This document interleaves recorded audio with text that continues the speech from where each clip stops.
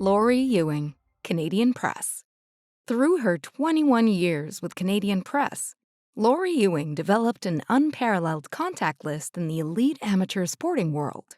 The rewards of that work and the trust she earned were on full display last year when she revealed serious cracks in the relationship between athletes and their national governing bodies. She detailed assertions of a toxic culture at Boxing Canada, demands for resignations at Bobsleigh Canada Skeleton, emotional and physical abuse at Gymnastics Canada, and the silencing of athletes through non-disclosure and non-disparagement agreements. Her relentless reporting led to tougher federal requirements to ensure sports bodies serve and protect athletes effectively, improvements in transparency and governance at several organizations, and the appointment of Canada's first Sport Integrity Commissioner. Cathal Kelly, Globe and Mail.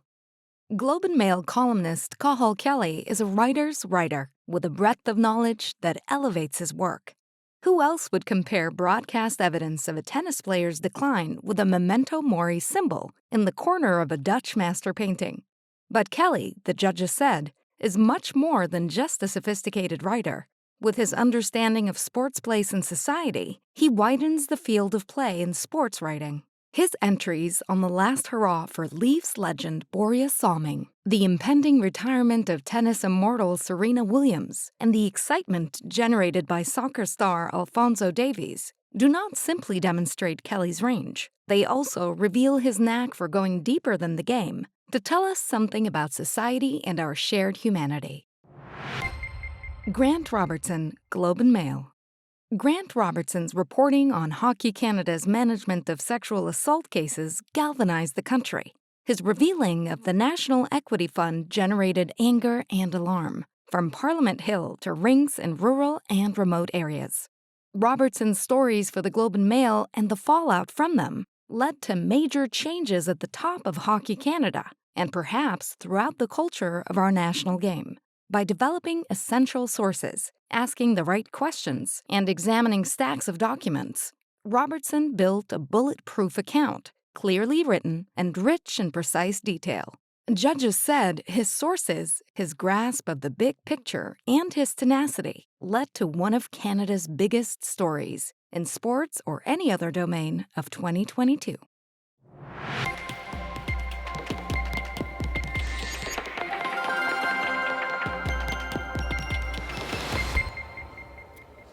Le lauréat ou la lauréate est?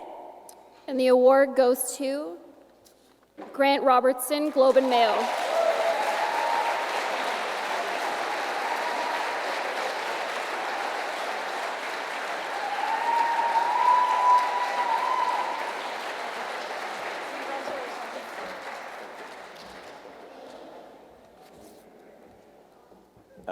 Wow, thank you. I'm not sure if they're here tonight, but to be nominated alongside Lori and Cathal, two of the finest reporters I've worked, with and around sports or otherwise, to see the respect that athletes have for Lori in the field is impressive. And Cathal, I think he's one of the best writers in our industry these days.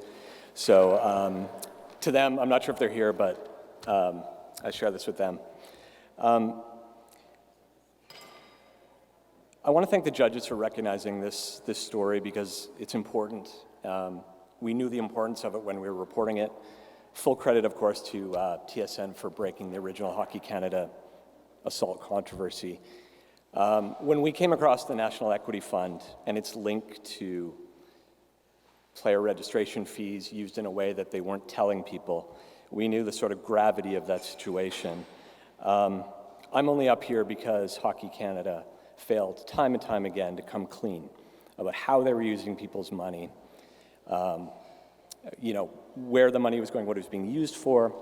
And, when you have a lack of accountability, when you have a lack of disclosure, when you have a lack of transparency, as we all know, those are fertile grounds for investigative reporting, fertile grounds for all of the reporting we see here tonight. So I'm grateful that, I could work on this, and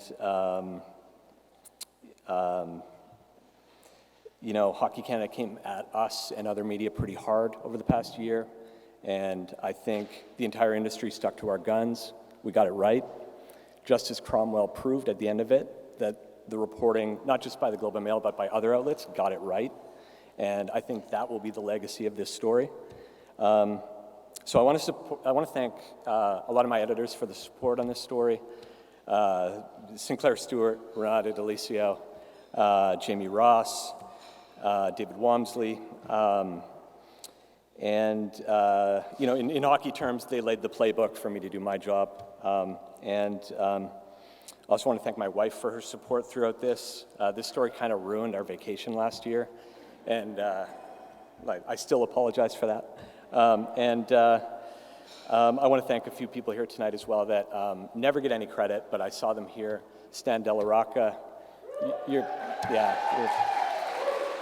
your fingerprints are on so much of the stuff that I get to do, and nobody ever knows it. They'd have to dust the story to find your fingerprints on it.